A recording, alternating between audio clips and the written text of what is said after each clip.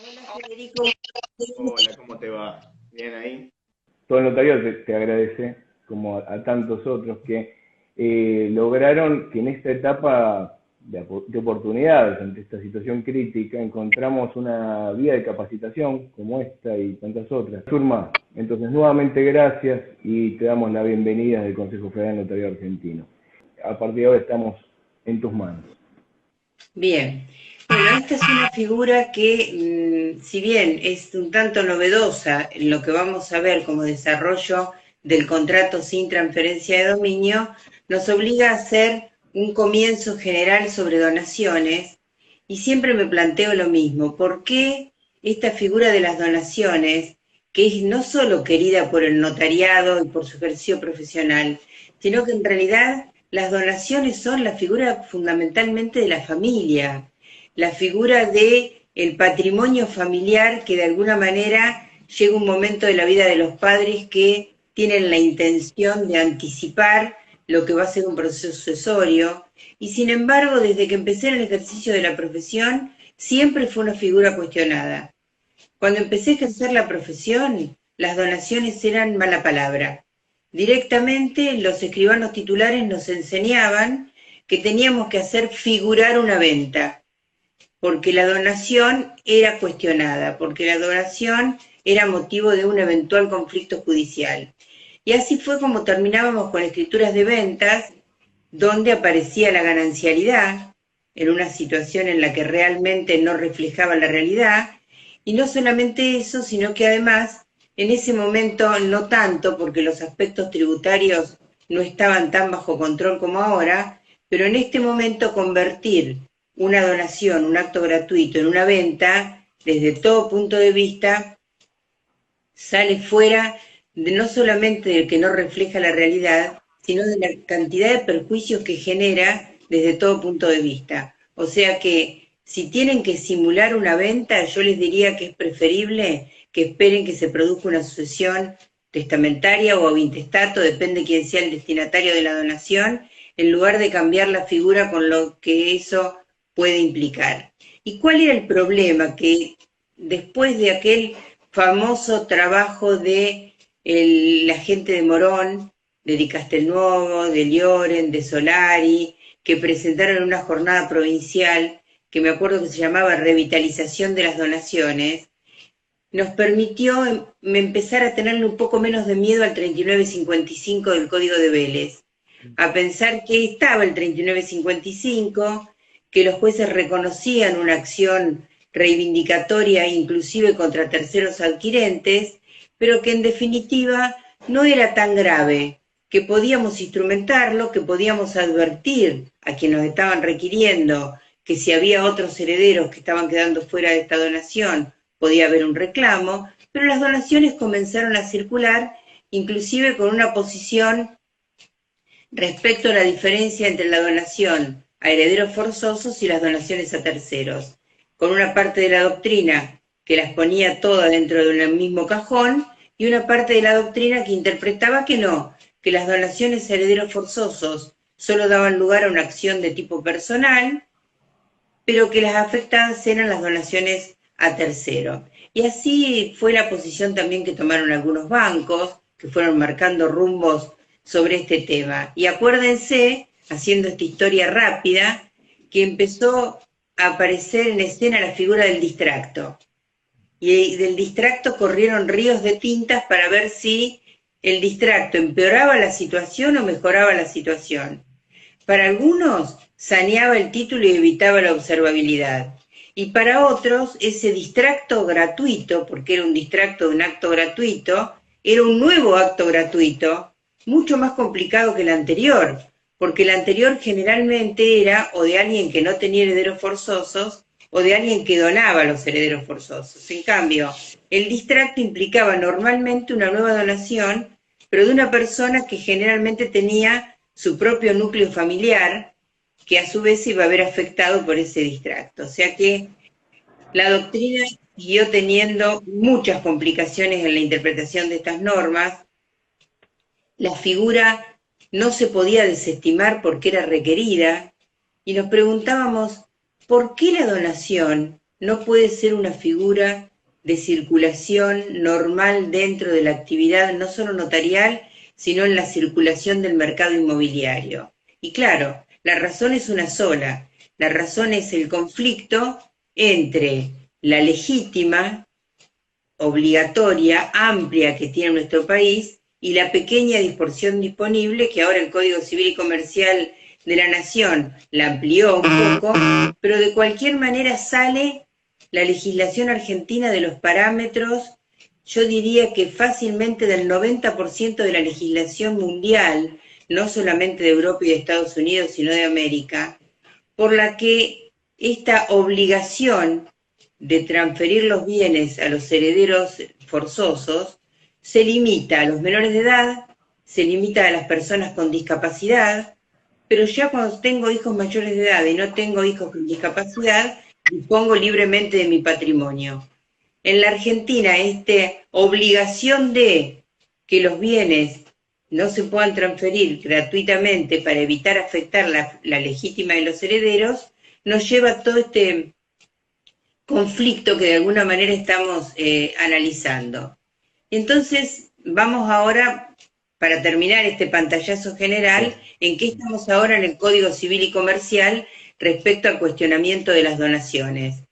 Y es el famoso 2459, que vino a ocupar el lugar del 3955 en cuanto al malo de la película, para cuestionarnos las donaciones. Pero ahora con una mayor profundidad, donde ya hay jurisprudencia que avala que claramente la posibilidad de la acción de reducción está no solamente respecto a terceros, sino también a los herederos forzosos, sino también a los hijos. Entonces, este 2459 es que la acción de reducción lo dice de manera indirecta, en lugar de decir corresponde la acción de reducción, lo que dice es no corresponde la acción de reducción cuando se ha poseído la cosa donada durante 10 años desde la posesión. O sea que la acción de reducción sin diferencia de quién es el donatario funciona perfectamente durante esos 10 años desde la toma de posesión hasta que se cumple el plazo establecido. Y hay un artículo que es el 2458, que está antes, pero podría también estar después, que permite al donatario y al subadquirente demandado, o sea, aquel que adquirió a título oneroso de un donatario, que desinteresen al legitimario que está reclamando y está pidiendo eventualmente la acción reivindicatoria contra ese inmueble, siempre y cuando se le satisfaga en dinero o en otros bienes el perjuicio que tiene en esa cuota legítima. A mí este artículo me parece muy importante y me parece que tal vez no lo estamos usando demasiado en el notariado. ¿Por qué digo esto? Porque me está dando un camino, una puerta, para evitar la reducción. ¿Cómo? Convirtiéndolo en pesos.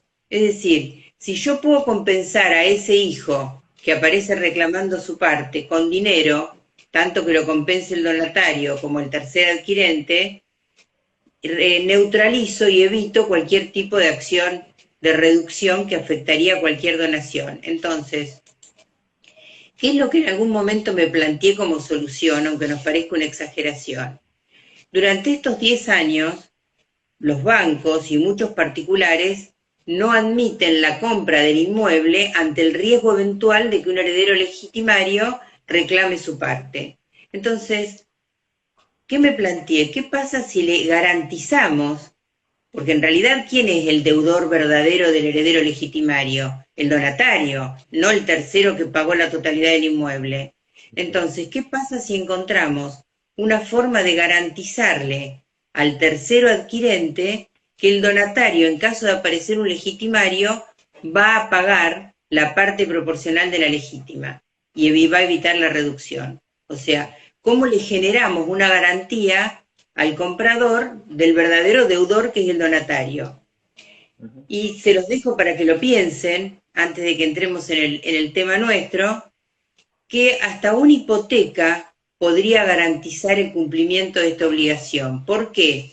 Porque nosotros me refiero a los notarios, tenemos muy asociado mutuo con hipoteca, y nos parece que esta es la única hipoteca que conocemos. En realidad, las posibilidades de garantizar obligaciones con hipotecas son mucho más amplias que el mero contrato de mutuo, que es el más común.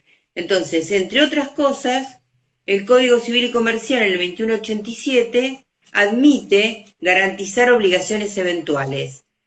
Esta es una obligación eventual, no es una obligación que ya existe al momento de la constitución de la garantía, sino que es eventual porque podría aparecer un heredero legitimario a reclamar su parte.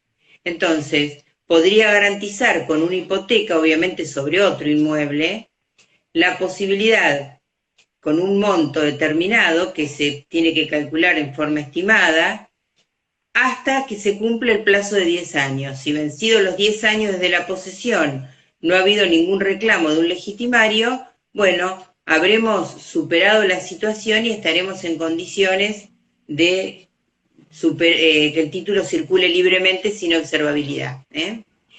Y la otra cosa es que en las donaciones siempre tenemos también la posibilidad de afectar a la porción disponible. ¿Por qué? Porque en caso de que aparezca un heredero legitimario afectado con su reclamo va a ser menor, porque ya no va a ser, si había 3 hijos y aparece el cuarto, una cuarta parte, sino que va a ser la cuarta parte descontado el tercio de la porción disponible que el donante puede destinar para mejorar al heredero legitimario, que es donatario, o a un tercero.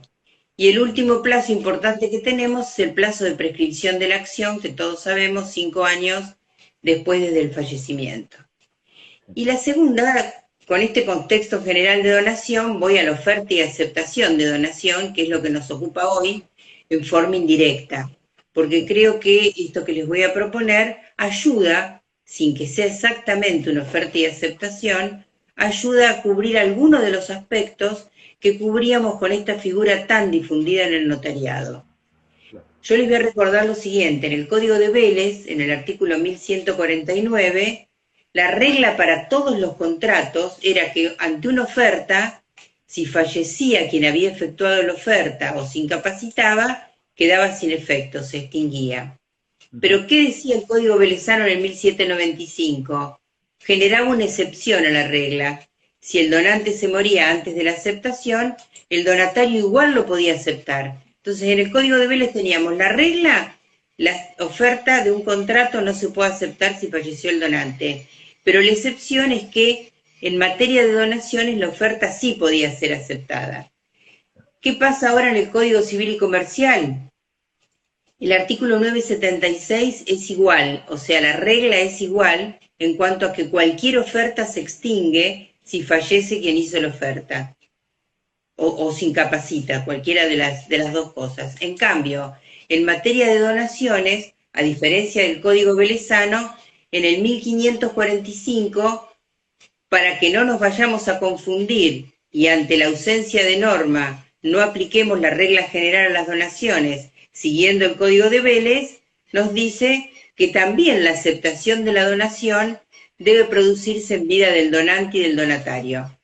Con lo cual, nos quita la posibilidad de una de las cosas que tenía la oferta, que era que podía fallecer el donante y aceptarse con posterioridad, con lo que implicaba que el bien siguiera siendo de titularidad del donante hasta el momento de su fallecimiento, o no, o podía aceptarse con anterioridad.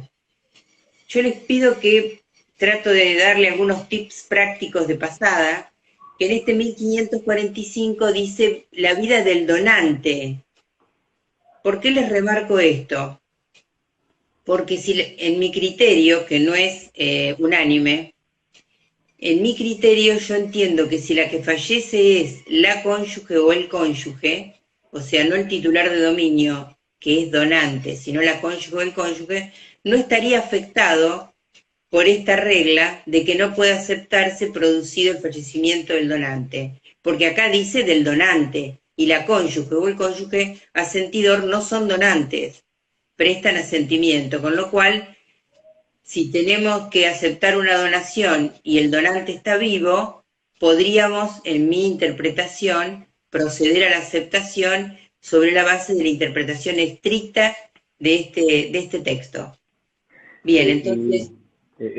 Perdón, y de paso yo para colaborar con vos, si te parece, ¿querés que le dé lectura al 1545, Suma? Porque es muy, Sí, digamos, destacable lo que vos mencionás.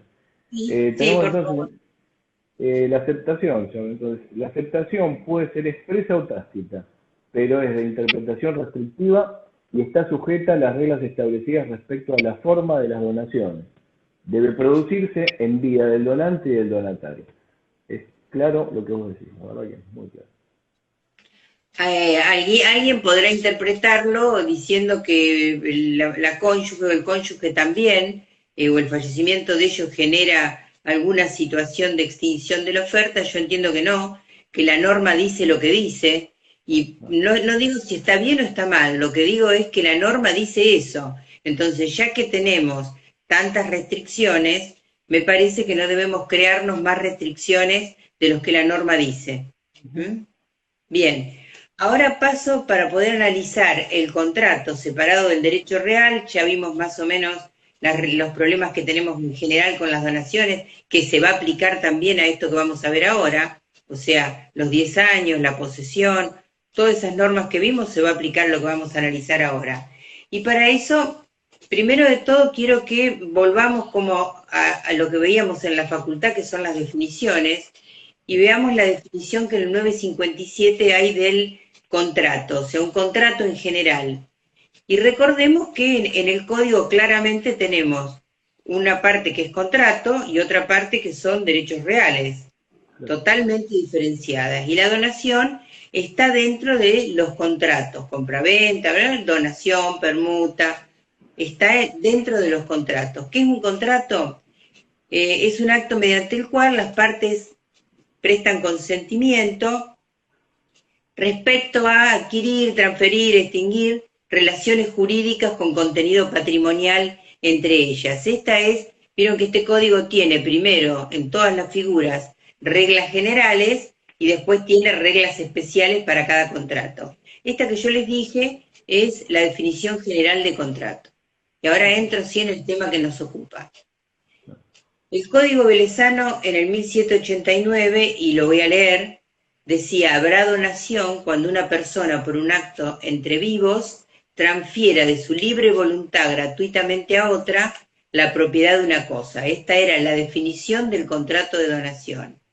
Claramente es un contrato consensual, pero aunque la norma no era expresa, la norma decía transferir, el que transfiera.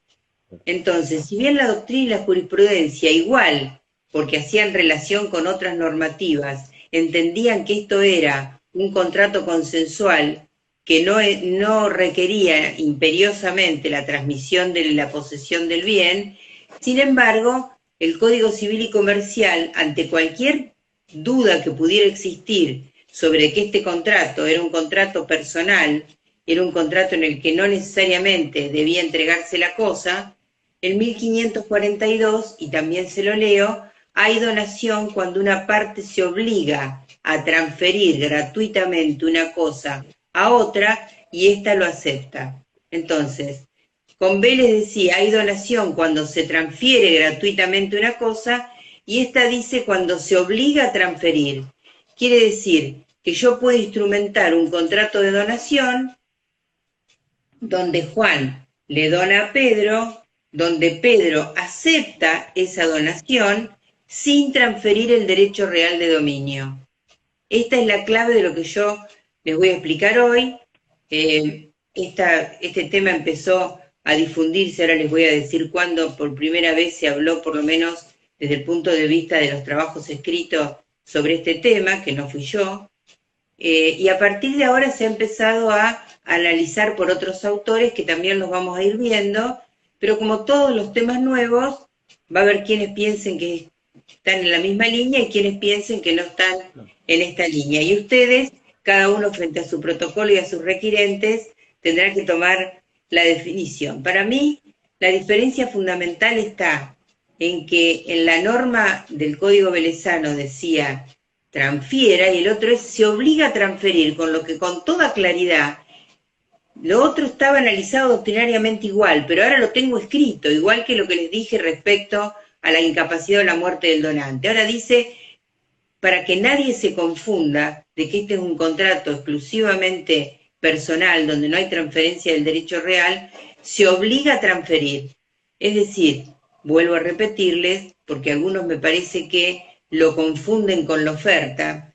Yo de ninguna manera hablo de la oferta, yo hablo de un contrato en el que hay dos partes.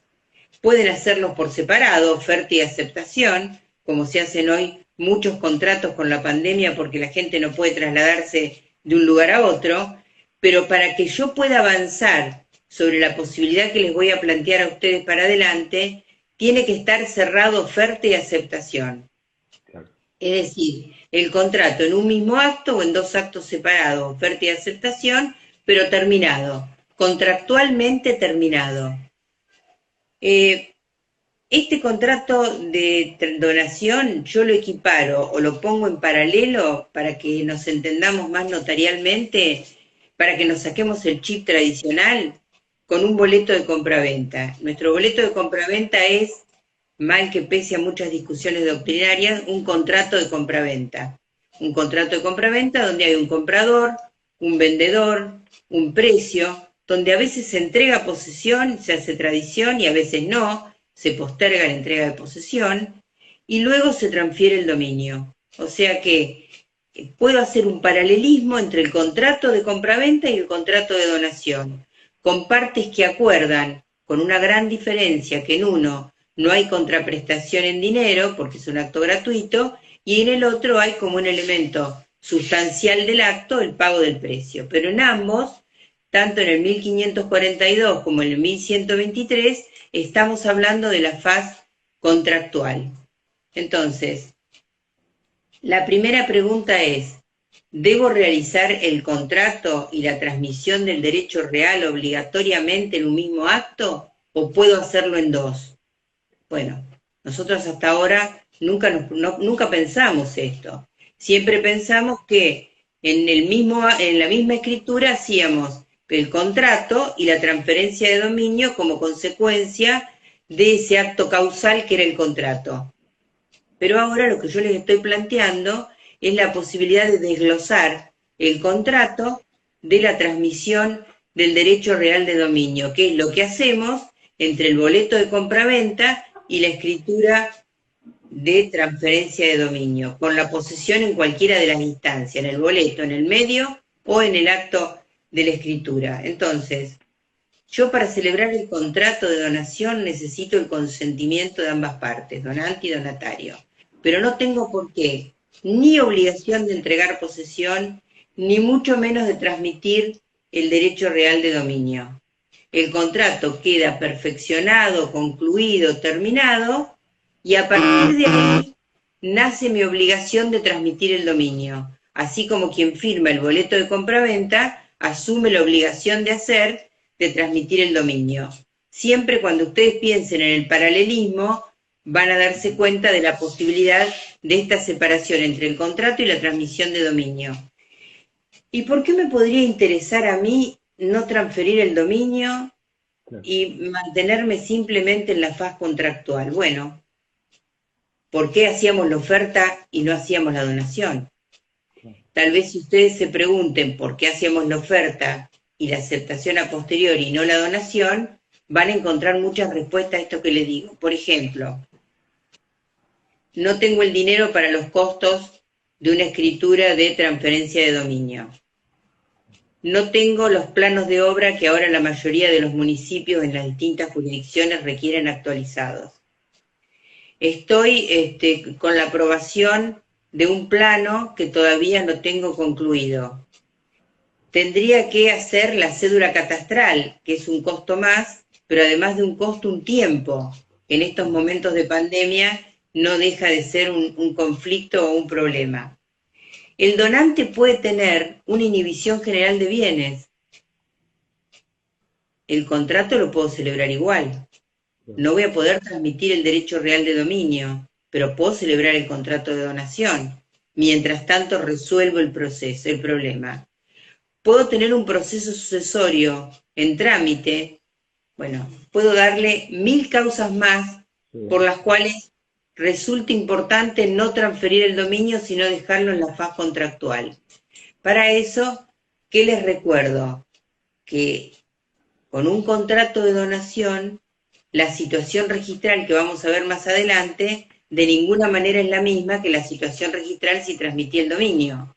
Entonces, una de las preguntas que genera cuestionamiento en una parte de la doctrina es si un boleto de compraventa celebrado en escritura pública es una transferencia de dominio.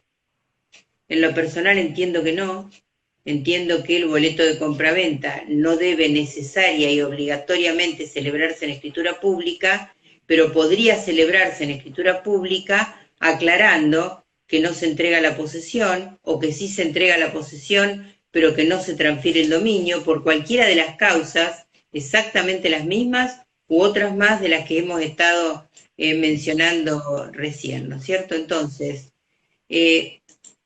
primera pregunta que nos hacemos. ¿Es necesario entregar la posesión al momento de ese contrato de donación? ¿Es obligación entregarlo? ¿Es una posibilidad? ¿Qué pasa si entrego o no entrego la posesión? Bueno, esta es una también de las discusiones en doctrina. Hay una parte de la doctrina que entiende que si entrego la posesión en el momento de celebrar el contrato, ya se produjo la transmisión del derecho real de dominio. Yo en lo personal, por los motivos que le voy a mostrar después, y vuelvo de nuevo a los textos puntuales de los artículos, entiendo que puede entregarse posesión sin que eso implique transferencia de dominio. Es decir, existe la posibilidad de celebrar el contrato de donación y entregar posesión, o celebrar el contrato de donación y entregar posesión entre el contrato de donación y la transferencia del derecho real de dominio, pero siempre postergando exclusivamente la transferencia de dominio final, o sea, ese título final.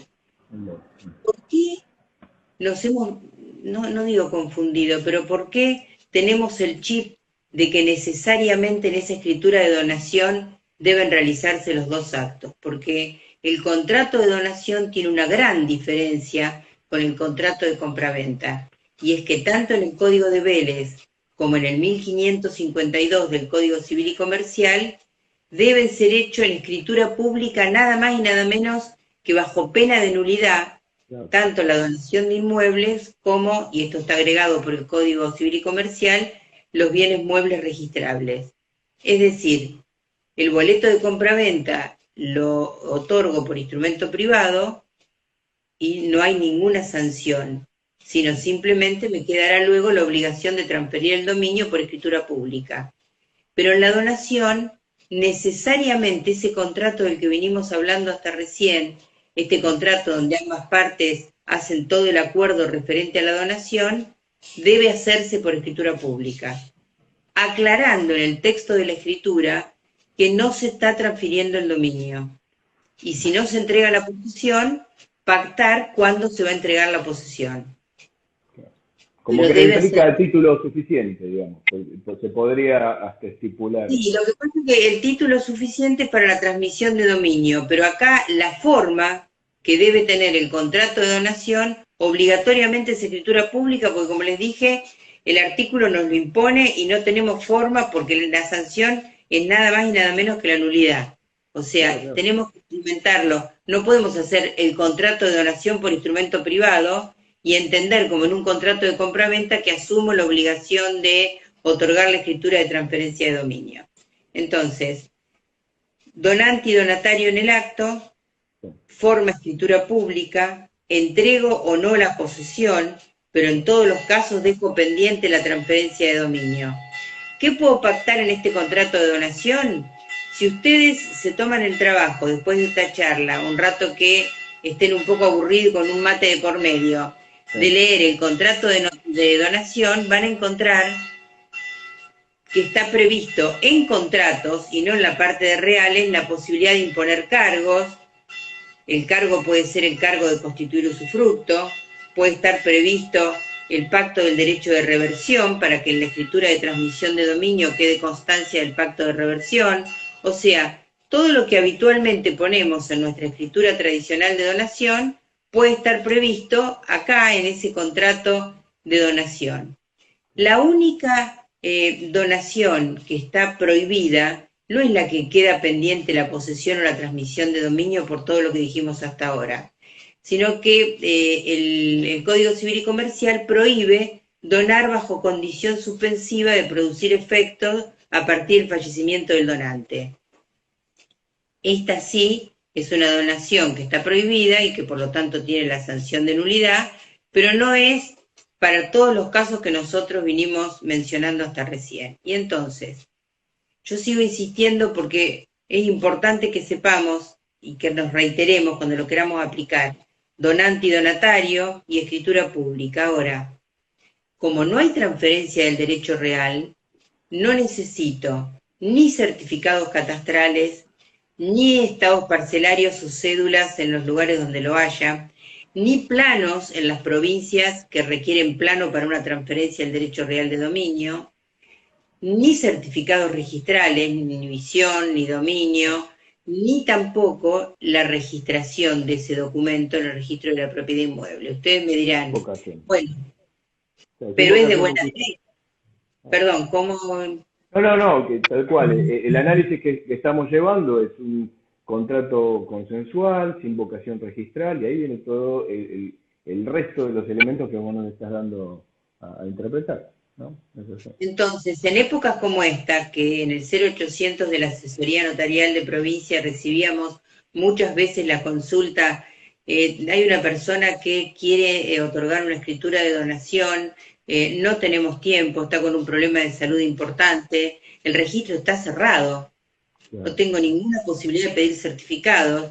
Una de mis opciones es autorizar la escritura sin certificados y hacerme el nombre del padre cuando venga a controlarme el juzgado, porque estoy escriturando sin certificado y no cumplo con las normas vigentes. Bueno, en esos casos yo les empecé a recomendar que hicieran este contrato de donación sin certificados. Y si el certificado apareciera, como les dije, con una inhibición o con un embargo, también puede ser una causa para que instrumente el contrato de donación sin transferencia de dominio. Entonces, puede ocurrir que el donatario no quiera recibir el bien con un embargo pendiente o con una situación particular, y con la inhibición, que no vamos a entrar en el análisis de las inhibiciones, pero que en principio genera una restricción, no una incapacidad, pero una restricción para disponer. Entonces nos preguntamos, ¿pido certificados o no? Bueno, es de buena técnica. Si yo tomo, ¿qué hago con un boleto de compraventa? ¿Qué hace el notario cuando va a firmarse en la escribanía y no en la inmobiliaria o fuera de la escribanía un boleto de compraventa? Pide el título de propiedad inscripto y pide certificados o informes, por lo menos, para tener una visión al momento del contrato de cuál era la situación registral de la persona que está vendiendo y del inmueble que se está adquiriendo. Pero no es obligatorio. Una cosa es que sea de buena técnica y otra cosa es que sea obligatorio.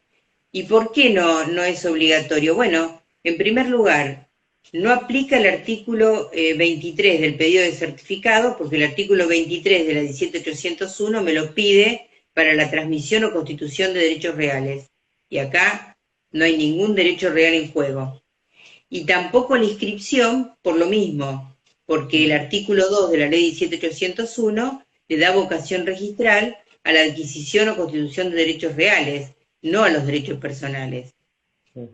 Alguna excepción normativa respecto a algún tipo de acto, como puede ser los boletos de compraventa en alguna jurisdicción. Entonces, firmamos los dos, firmamos en una escritura pública, podemos poner condiciones, podemos pactar el cargo de constituir usufructo, etcétera, etcétera. No pedimos certificados obligatoriamente, mucho menos certificados catastrales, ni las cédulas, ni los planos. No necesitamos regularizar lo que impliquen impuestos, tasas, derecho de construcción por planos de obras no actualizados. Ninguno de esos elementos es necesario. Vuelvo a decirles, cuando tengan dudas, piensen en qué hacen con un boleto de compraventa. Claro. Y eso nos va a ayudar a saber qué es lo que tenemos que pedir obligatoriamente y qué no. La otra cosa que nosotros teníamos con las ofertas era que la oferta podía ser revocada. O sea, hasta que no fuera aceptada, la oferta como una gestión de negocio puede ser revocada. Acá, esto hemos obviamente perdido lo que era la totalidad de este concepto, que es que unilateralmente el donante revoque. ¿Por qué? Porque el contrato está concluido. No hay una oferta pendiente de aceptación, sino que hay un contrato agotado, concluido. Quedan prestaciones pendientes, otorgar la escritura de transferencia de dominio, etcétera, pero el contrato está concluido, no lo puedo revocar. Lo que sí puedo es aplicar las reglas que se aplican a cualquier contrato, que es la rescisión bilateral. O sea, si el donante y el donatario acuerdan dejar sin efecto ese contrato, no hay un distracto, porque no se vuelve atrás en un tracto del derecho real o del dominio, sino que es simplemente una rescisión contractual. Vuelvo a decirles, de la misma manera que rescindo un boleto de compraventa o que rescindo un contrato de locación. Son contratos y pueden resolverse judicialmente o rescindirse en forma conjunta.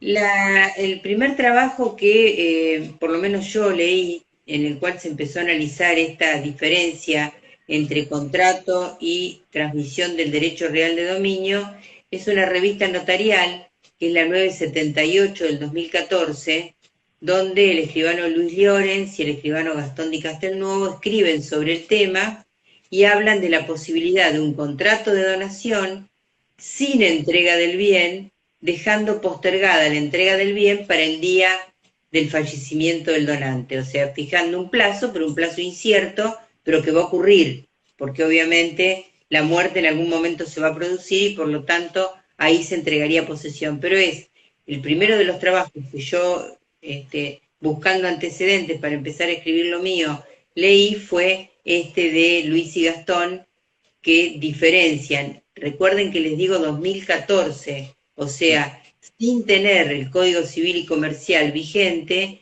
ya Luis y Gastón hablaban de la interpretación de la definición del contrato de donación. Entonces, terminé con el contrato. ¿Qué me pasa con la transferencia de dominio? Esa transferencia de dominio que me quedó pendiente. Les recuerdo que la posesión o la entregué al contrato, o la entregué a mitad de camino, o la voy a entregar ahora con la transferencia de dominio. ¿Qué me pide el 1892 para transferir el dominio? Me pide dos cosas, lo que repetimos desde la época de facultad, que es título y modo. Y de esto el modo es la posesión. Sabemos que no hay derecho real si no hay posesión, la tengo que transferir esa posesión. Por eso me quiero concentrar en la definición de título suficiente. Si tenés el código para leerlo textual, Fede, ¿Cómo no? el 1892. Estamos entonces en el artículo 1892, título y modo suficiente. La adquisición derivada por actos entre vivos de un derecho real requiere la concurrencia de título y modo suficiente. Se entiende por título suficiente el acto jurídico revestido de las formas establecidas por la ley, que tiene por finalidad transmitir o constituir el derecho real.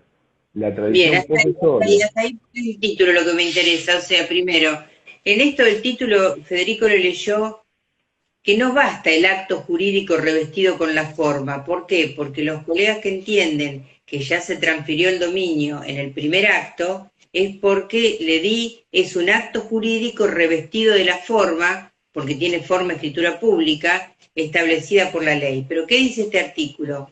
Que ese acto jurídico revestido por la forma requerida por la ley, que es la escritura pública, tiene que tener la finalidad de transmitir el derecho real.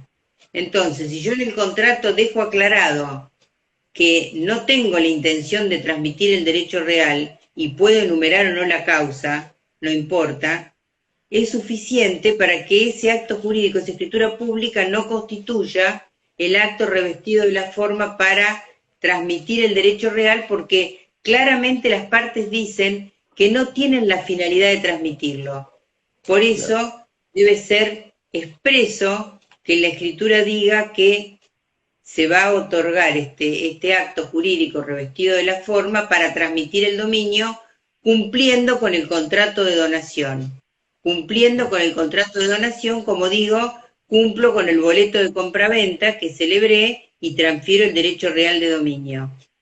Por Y supuesto, ahí, si te parece, a modo de colaboración también, ¿no? Para nuestros oyentes, en algún momento mientras charlábamos con vos de lo que es el desarrollo de esta figura, también se van ideando cláusulas, ¿no? Vos me recordabas que se trabajó sobre en los cuadernos notariales en la provincia de Buenos Aires también algunas cláusulas. Acá uno de los puntos sería entonces, no siendo intención de las partes que por este acto se transfiera el derecho real de dominio sobre el bien descrito, por lo que la presente no implica título suficiente en los términos del artículo 1892 del Código Civil y Comercial. Esa sería una cláusula aconsejable, ¿no? exacto, exacto. Es lo que creemos nosotros que es de buena técnica para dejar claro para aquel que tiene la duda, aplicando estrictamente las palabras de la definición de título suficiente del Código Civil y Comercial.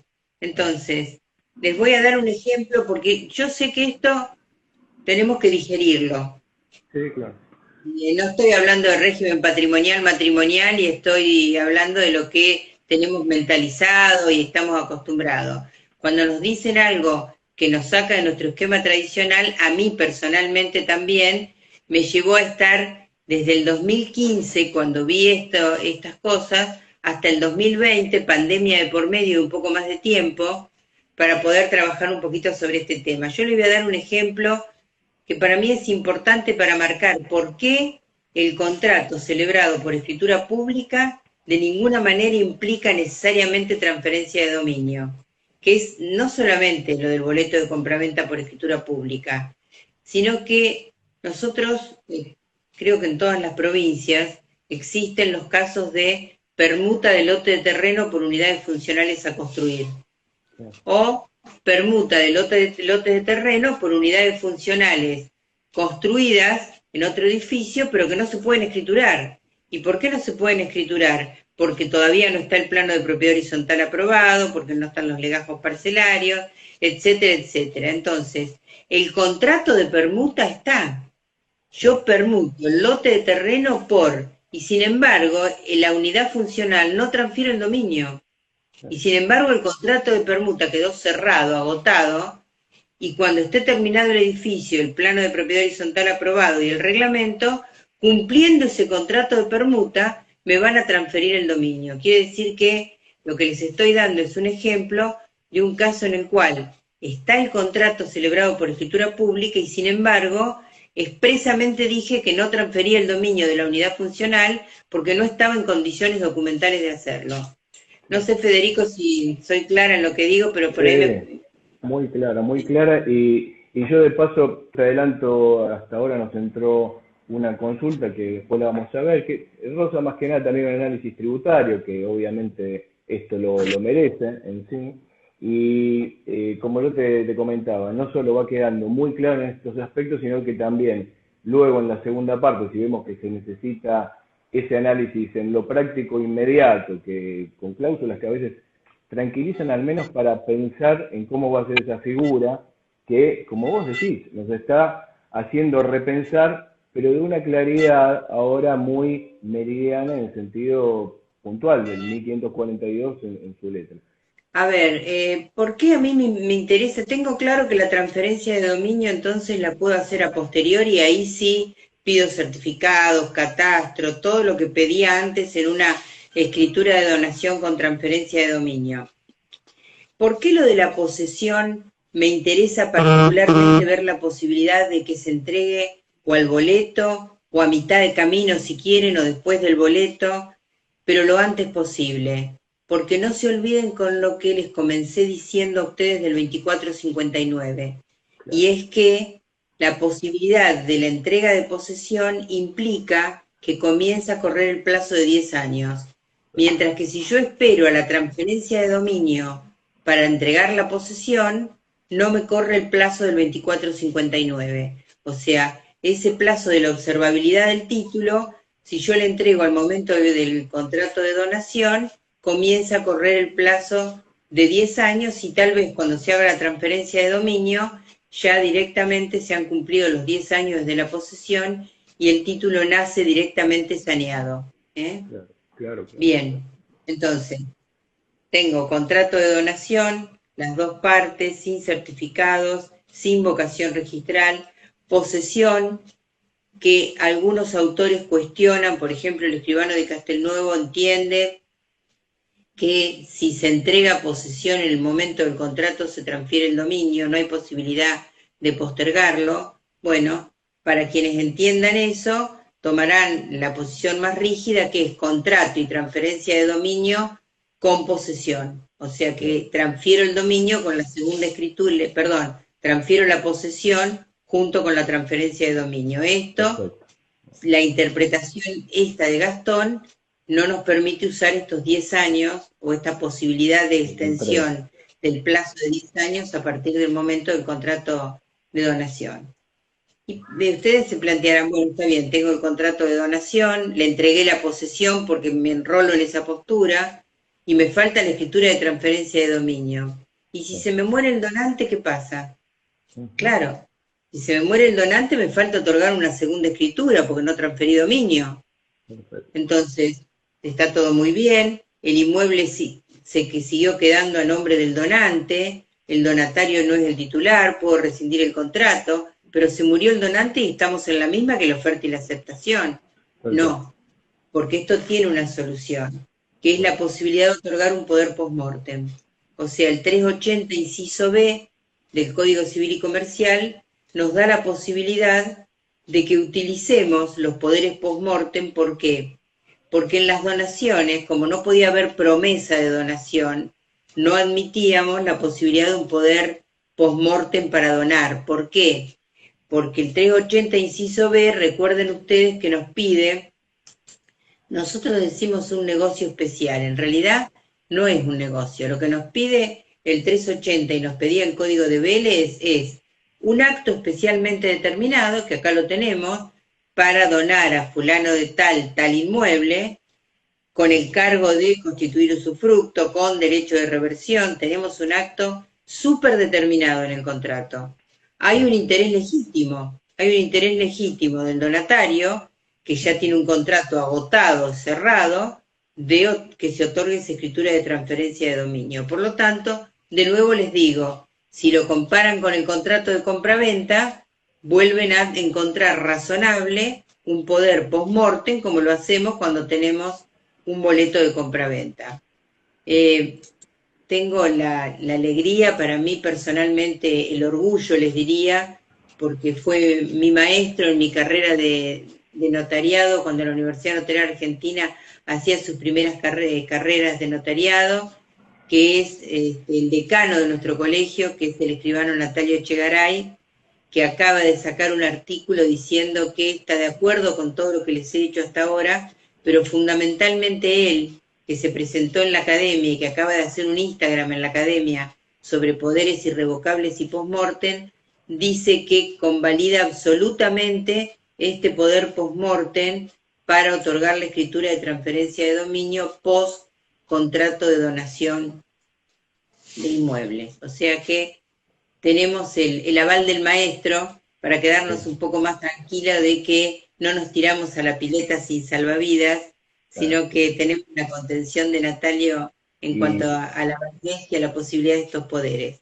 Y vale, Zulma, vale destacar, primero la humildad tuya, pero el reconocimiento a tan querido maestro de todos nosotros, y que lo dijo en la academia, lo dijo en la charla que también dio en este ámbito, justamente en Instagram de Consejo Federal, en el análisis que tanto le gusta y también lo lleva justamente la figura del poder post-mortem, y habló de este tema, por eso que es muy interesante que estemos hoy vinculando ese análisis, así que quería mencionártelo porque sé que más de un oyente viene en esa línea de análisis y está interpretando esta normativa de esa óptica, así que disculpa la intervención, pero te lo quería señalar porque es así tal cual.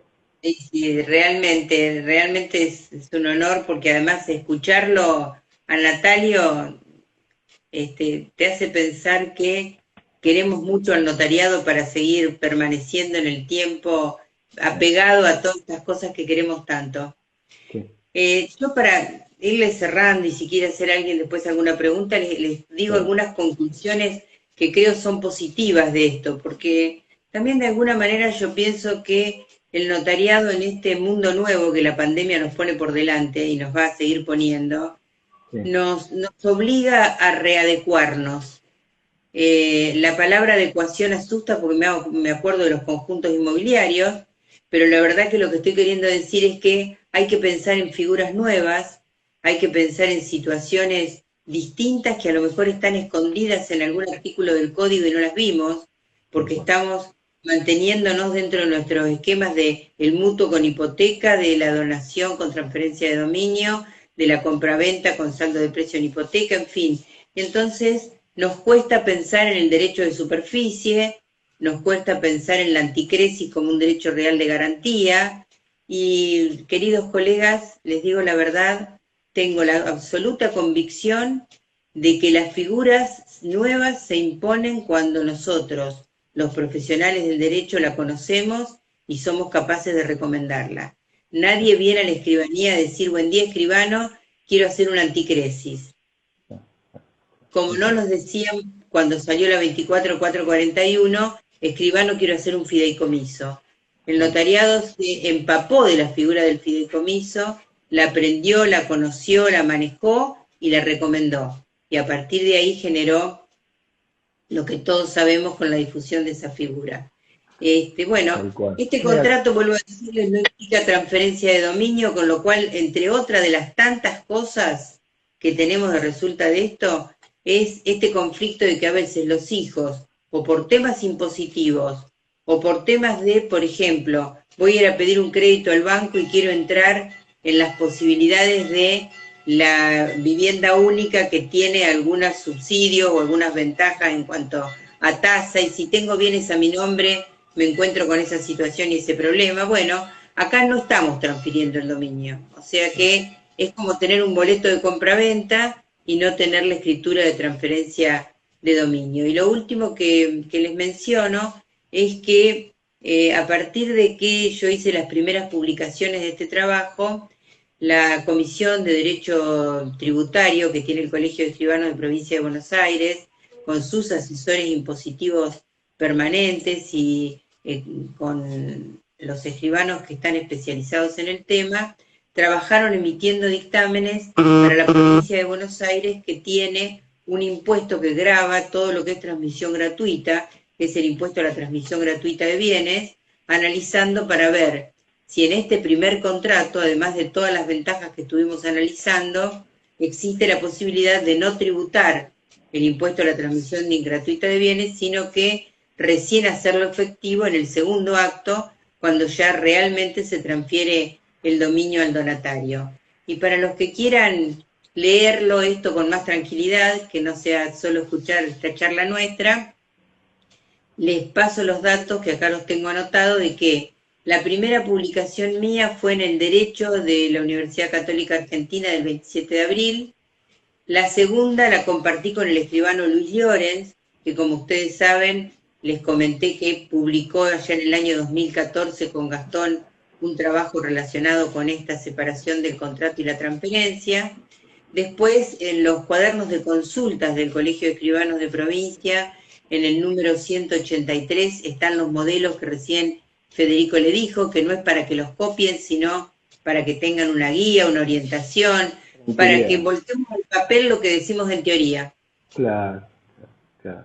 Y Zulma, yo te agrego para nuestros oyentes que naturalmente yo tuve también el gusto de haber leído estos trabajos, los que mencionaste del derecho, son realmente motivadores para esto que nos apasiona, ¿no? Esos son puntos de estudio para todos nosotros que, sin duda, como dijiste al comienzo, cada uno con su protocolo luego decidirá, pero nos lleva hasta a los puntos de fondo del derecho, donde estamos de vuelta pensando en la posesión, el título suficiente, el modo. Yo creo que es oportuno. Te agregaría las preguntas que entraron en los mails que prácticamente están contestadas, pero por si vos le querés agregar algo. Federico, discúlpame, antes de las preguntas y Sí, para ser respetuoso en esto de pasar la bibliografía de los colegas que muy bien. no son hijos míos, para los que quieran analizarlo, en el mismo cuaderno que están los modelos, hay una consulta muy completa de Néstor Lambert sobre el poder irrevocable para transmitir por donación, que también avala lo que estuvimos hablando nosotros, y en el 185, el cuaderno 185, es donde está el artículo de Natalio sobre contrato de donación y posterior transferencia con el poder. Digo, para los que quieran tener que tomar una decisión, que tengan elementos para leer y consustanciarse. Más allá de que, por supuesto, estoy a disposición. Sí, Federico. 183, sí, muy bien. 183 y 185. Empezamos por la tributaria, ¿no? Justamente que vos ya diste un pie de respuesta. Nos pregunta, en la donación sin transferencia de dominio, ¿se conforma el hecho imponible previsto por la ley del impuesto a la transmisión gratuita de bienes en la provincia de Buenos Aires? Vos ya más o menos esbozaste parte de la respuesta. Es un impuesto que tiene claramente una base patrimonial, y de ahí vendría la interpretación del enriquecimiento, que siempre lo mismo, ¿no? Con interpretaciones que estamos teniendo, y tiene que haber un enriquecimiento y por parte del donatario y una transmisión. Por lo tanto, en principio, no entraría. Esa sería un poco la línea, ¿no? En principio, la comisión que estuvo trabajando en el colegio, y seguramente si consultan, no es lo mío, pero si consultan la asesoría tributaria del Colegio de Provincia, le va a dar su opinión o su dictamen elaborado sobre este tema, sin que, por supuesto, le pueda dar una certeza absoluta, porque es un tema opinable y por eso, bueno, puede ser que tengan opiniones distintas, pero el colegio estuvo trabajando sobre ese tema y ha arribado por lo menos a un dictamen que puede sostener la posición que está planteando Federico de no abonar el impuesto en esa primera parte del acto, o sea, en el contrato. Claro, y ahí, como vos bien decís, hay posiciones obviamente encontradas. Estamos analizando también el punto de la posesión, lo que tenemos bien claro en el ámbito tributario, y bueno, en el resto de las demarcaciones de la nación, que hay que tenerlos de esa óptica, ¿no? Tenemos otra consulta, una escribana de Ciudad de Buenos Aires. La pregunta entonces, ¿podría entonces celebrar un contrato de donación con poder especial, con vigencia post-mortem para la transferencia de dominio? ¿Es así? Y lograr mismo efecto que la oferta de donación habilitada antes de la reforma del código. Bueno, yo creo que también fue respondido. Sí, o sea, es perfecto lo que dice la escribana, un contrato de donación, un poder con validez post-mortem, escritura de transferencia de dominio, o sea, escritura de contrato de donación, poder post-mortem, escritura de transferencia de dominio posterior. La única diferencia que va a tener esencial con la oferta y la aceptación es que el donante no va a poder revocar unilateralmente. Claro, el concepto de rescisión, muy bien. Y tenemos también de la misma escribana, ¿la previsión de mejora en la donación requiere formalidad testamentaria o con consignarla en escritura de donación es suficiente? No, con el Código de Vélez sí tenía que tener forma testamentaria, con el Código Civil y Comercial es posible dejarlo previsto en el contrato de donación. Bueno, impecable, Zulma. Gracias. La verdad que tuvimos una jornada muy buena. Para mí, ya lo sabés, yo quería acompañarte por el afecto que te tengo, son esos pequeños gustos que uno se da, al menos en este trayecto de la dirigencia. Y de parte, sí, formal de todo el Consejo Federal, es un honor tenerte a vos acá. Y además, no vamos a dejar de lado, por el conocimiento que tenemos hace tanto tiempo, destacar tu rol actual de vicepresidente de la Academia Nacional de Notarios. Así que muchísimas gracias. Bueno, muchas gracias al Consejo Federal y a vos en especial y a Laura, Federico. Bueno, se lo transmito a Laura, que siempre gracias a ella estamos acá. Y muchísimas gracias a todos. Tuvimos una gran audiencia, Zulma, así que te mando un beso grande y a toda la familia. Chao. Gracias, muchas gracias. Hasta luego.